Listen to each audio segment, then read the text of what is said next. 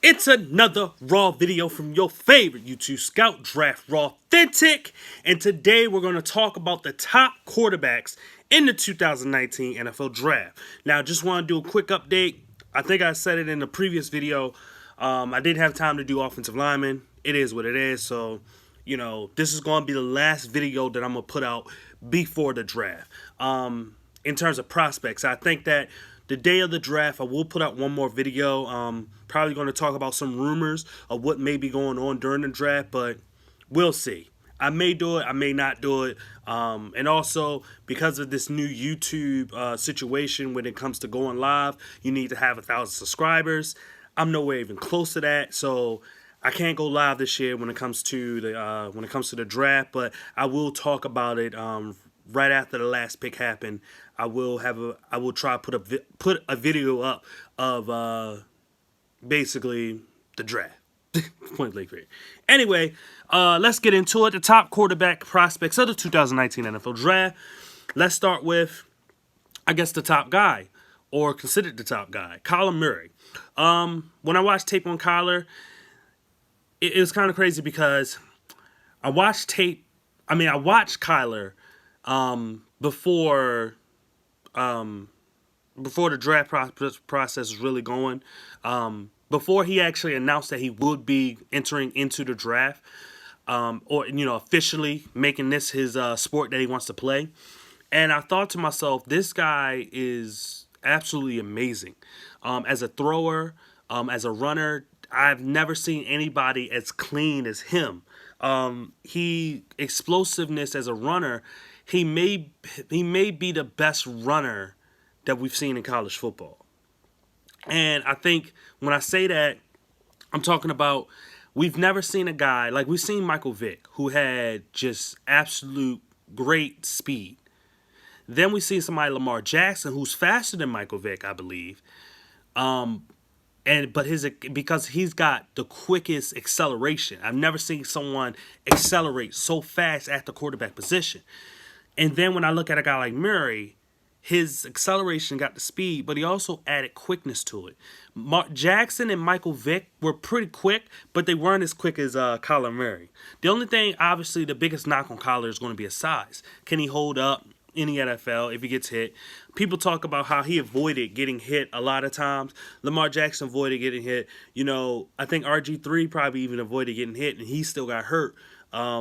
And we'll see with Lamar Jackson. A lot of these guys that come into the league, sometimes they get a little bit ahead of themselves, and they think that they are that fast and that explosive that they can avoid hits until they get blindsided. Until they get hit by somebody that they didn't see actually coming. Because on the football field, a lot of these guys are just as fast as them, or if they're not as fast, at least closely as fast as them. And so with Murray, it's going to be that type of thing where it's going to be a big con for him, but also the biggest con for me has to deal with him not running a traditional offense in the terms of Baker Mayfield ran that offense more traditional than Kyler did. If you watch a lot of Kyler plays, a lot of times he's running out of the pocket, a lot of times with one of the best offensive lines on top of that in college football. So I don't know how you just run it out of the pocket like that. And a lot of times you see he's moving a whole lot more than what you want him to, in terms of it's like he's seeing something that we don't see, or maybe he can't see. And so that's going to be a big question about him as a player, is how, can he see over offensive linemen, but also, can he drop back 3-step, 5-step, 7-step drop and make certain throws? 7-step probably can, because it's 7 steps and then you pretty much are letting the ball go. But 3 and 5-step drops, can he make those progressions and make those throws? I don't know if he can do that because he didn't show that on tape. Then moving on to a player like Dwayne Haskins. Dwayne Haskins, I wrote down, he can make all the throws. He needs improvement on passes outside of the pocket. When he runs out of the pocket, he kind of loses it. Is he a system quarterback? I read some stories about how they kind of catered the offense to him, and you should do that within the NFL. But can he run if people figure out the offense? And he gets stuck in that type of offense because he can't really run any offense because of the system that he's in. can he adjust and can he run more? Can he do a little bit more? And that's the question that you're going to have with him. And the biggest thing is that I saw is that he loses mechanics when he's pressured and he seems kind of scared when there's pressure coming in his face. And maybe it has to do with him being a one-year starter. He kind of loses all his mechanics, and it can cause for interception and inaccurate throws. And the last thing I do like about him is that he uses his eyes well. He kind of looks off the safety. He does that really, really well. So it's one of those things, like I say, he can make all the throws, and he uses those eyes well and stuff like that. But there's those negatives of when he has to run out of the pocket, because you're not going to be clean in the pocket all the time. He needs to improve, and that's still with mechanics and with the pressure, still all with mechanics. Is he a system quarterback? I know he goes to progression, but can he be more than just the system that he ran in college? Next, we're going to talk about Drew Lock. I'm like up and down on Drew Lock. I don't like the way he throws the ball, but that is really not a concern. Who cares the way you throw the ball, as long as you get it to where it needs to go and it's there quickly. But with Drew Lock, same thing. When he's pressured, he is one of the worst quarterbacks in college when he was pressured, and he's a 4-year starter. So it's kind of like, how have you not improved on that type of trait? Also, when it comes to Drew Lock, I just feel as though a lot of different times he telegraphed his passes in terms of, like, he already knew where he was going to go before the pass happened, and he didn't. It seemed like he didn't read the defense or anything like that. Because then, if he read the defense, he would go to a different person. Or once the ball snapped, instead of quickly just saying, "Well, I'm throwing to this guy anyway," if you snap the ball and you actually read the defense, you see that, oh, this won't be open. You have to look at something else. He didn't seem like he did that, and that's the thing that's going to be a huge knock on him when he gets to the NFL. He has a cannon of yards. He has great, arm talent, mechanics, and different things like that. But I think when it comes down to it, he has to improve on that type of thing to be able to be successful. If he doesn't, then he's going to be another Missouri quarterback like Blaine Gabbert when it comes to being in the NFL. We'll see. Next on the list is Daniel Jones. I really like Daniel. I liked him a lot more than I like Drew Lock. He's pretty accurate. I felt he had solid arm strength. He throws at different angles. He keeps his feet moving. He has good quarterback speed. He can make throws in tight coverage. The worst thing about him and the biggest knock would be sometimes when he's accurate, and he had a lot of drop passes, so it's kind of hard to get on him for not being as accurate on other passes where he just seemed like he kind of snaps the ball. He gets it's just a good read. The person's open, but he overthrows them, or it's just a little too far out, or whatever. And it's going to happen. Not every throw is going to be perfect. But like I said, he suffered from his receivers dropping the ball a lot. So if you throw a perfect pass and the receiver dropped the ball, and then you go back, you throw another one, the receiver dropped the ball, and then finally, somebody's kind of pretty much, they have a step on somebody, you throw the ball, and it goes over their head, it's like, well, is it that really his fault? Because if the first receiver didn't catch it, and then the second receiver didn't catch it, then the third receiver, it's like, if the first receiver caught it, then it's a big gain, and you move the change. If the second receiver caught it, if the first receiver, then it's the same thing. You get to move the chain. So it's one of those situations where you have to look at it in a view of, like, is he a better player than what we think? Is he a better quarterback? And this is probably the reason why the New York Giants are being rumored to wanting to possibly draft him, and now we're hearing about the Washington Redskins liking him a lot as well. So we'll see when it comes down to it, but I actually like him a lot more and feel as though he has the chance to actually be the best quarterback in this draft, point blank period. Like I say, Haskins and Murray and Locke have abilities where they can be a top quarterback, but I think Daniel Jones has the actual, he's pro-ready right now to take over and to be a starter. Next, we're going to talk about Jarrett Stidham. Wasn't really impressed by Jarrett Stidham. Just thought that he was a regular quarterback. I did feel as though he had good arm strength. Felt as though he had solid accuracy. But he reminded me a lot of Drew Lock a little bit, which is kind of crazy. Now, I think he's a little bit more accurate than Lock. And I think that he doesn't telegraph so much as Lock. But it was just kind of the mannerisms, kind of everything just reminded me of Drew Lock. I wanted to see if he was going to read plays or read the play as it was going. Like I said, that's where he's better than Lock at, is that under pressure, he kind of loses his mechanics like a Haskins or Locke and kind of gets a little flustered just a little bit. But then there's other times where he does stand in the pocket and throw that ball. I also want to say Daniel Jones is the guy that actually stands in the pocket and throws that ball. So it's one of those things where when I say Daniel Jones is going to be the best quarterback, it's because of that big reason. And why Stidham, I'm not as big as on him, is because of the reason that Locke or Haskins have a problem with, and maybe even Murray of not. And Murray is good outside the pocket to throw, but just being pressured kind of makes them lose a little bit of what they can do. So that's all I'm gonna say. Then we're gonna talk about Ryan Finley. Ryan Finley was regular pocket quarterback. He doesn't have a really good arm. He can make throws with touch. Not really mobile, and he's smart. He knows where the ball should go.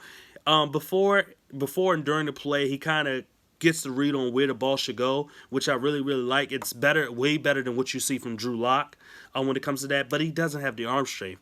If he had Lock's arm strength, he would be the top quarterback in this draft. No doubt about that. But because he doesn't have good arm strength, it just hurts him a lot.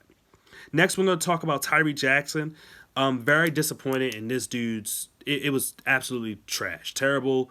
He honestly looked like Josh Allen. It was. I didn't like it at all. There was certain throws that he made that you're like, wow, but then it just didn't work out for me. And you're playing at Buffalo, and you're not even a dominant quarterback in your division and stuff like that. I just no. He's a guy that you could say had potential, but I just don't see it. And it was kind of crazy. 6'7" quarterbacks actually don't make it in the NFL. Name one 6'7" quarterback that's actually good, and I give you a prize if that was the case. But there hasn't been, so it is what it is. Then we can talk about Brett Rippon. Brett Rippon from Boise State. Loved what I saw. He looks off the safety. I thought that he had killer instinct. Fourth quarter, fourth down, whatever. This guy had the sense to, yeah, he's gonna rip it. Watch out! I like his name. Senses pressure well, really really well. He kind of knows what's going on. He kind of sees it, kind of feels it. Nice touch on his deep passes. He lets it rip, and his deep passes are really really well. He's got good but not great arm strength, and that's the thing. He can make the big throws, but outside sideline throws, it's not always that natural zip to it. So that's going to be one of his biggest problems. But I think that he's an underrated quarterback in this draft. Next, we're going to talk about Will Grier. I think Will Grier is trash. I'm going to be honest with you. I don't even want to talk about Will Grier as much. He doesn't have arm strength. I don't know if there's anything to really like. He kind of reminds me of Ryan Finley a little bit in terms of the bad arm strength. He's more of a pocket quarterback. He's not like a pocket quarterback. He can make throws with touch and stuff like that, but that arm strength is going to be something that's just going to really haunt him in his career in the NFL, just like Ryan Finley. Next, let's talk about Eric Dungey from Syracuse, a guy that people won't know about. Dungey is an athletic, big-arm, deep quarterback that his deep throws are very effortless, and he's a very tough quarterback. I like his makeup a whole lot more than anything. He just needs to get the mental part of the game. But with everything that he does have, he has something that you can build upon. That if I take what he does compared to a guy like, let's say, Tyree Jackson, I'm taking him over Jackson. I don't care how big Jackson is, how fast he is. Eric Dungey has some of the it factors that you want. You just got to get him mentally ready, and he could be a pretty good quarterback in the NFL. Let's talk about Clayton Thorson. I watched him last year. I actually didn't really watch him as much this year. I don't think I watched any. I may have watched one game. I can't remember. Rumors is that he's probably going to be a day 2 pick actually because they like his actual makeup and everything, different stuff like that. Big arm quarterback. He has trouble with accuracy, and that's going to be his biggest knock. Is I think the accuracy, being pressured, all the different things. I think that there's something to work on, but he's the type of guy that I think you put him in the system for about 2, maybe even 3 years, and you see what you have at the end of the day. You have a quarter. Let's say you're the Los Angeles Chargers. You have Phillip Rivers, and all of a sudden Phillip plays about 2 more years in the NFL and decides to retire. Clayton Thorson can be a guy that you can say, okay, maybe we can use this guy as our starting quarterback because I think he can give you something. So we'll see what happens when it comes to him. Or let's say you're the Tampa Bay Buccaneers and you didn't get a quarterback early and you decide to get a quarterback later, and there's Clayton Thorson.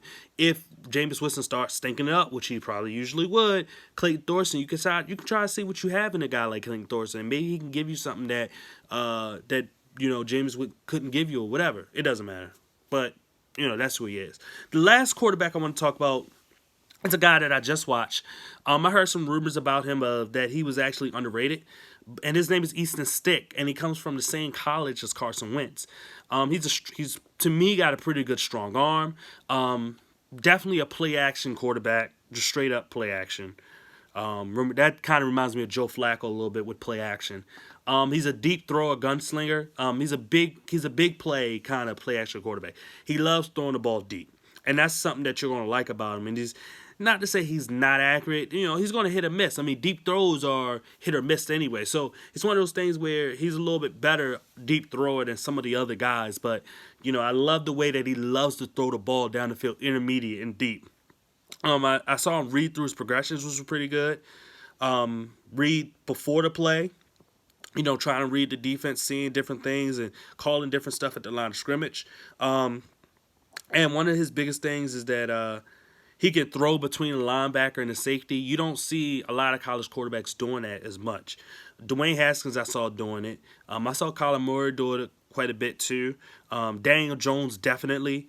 So it's just being able to kind of drop the ball right between there for your receiver to catch it and stuff, or tight end, whatever. Just for your guy to catch it. He can do that very, very well. And the last thing, he's actually pretty athletic for who he is. You wouldn't think that he's as athletic, but the guy has some pretty good athleticism, some pretty good wheels and speed on him. So excuse me, I even saw him juke a guy at one point. So it is what it is. But anyway, that was the last quarterback I was going to talk about. If there's a quarterback that I may have missed, please comment in the comment section. Sorry. If there's a quarterback that that you don't like, that I liked a lot or whatever, or if you want to put more take into a quarterback, like I said, go in that comment section. Please share, please rate, please subscribe. Excuse me. Once again, this is Draft Raw Authentic. I thank you guys for watching. The draft's tomorrow, and I hope you enjoy. Goodbye.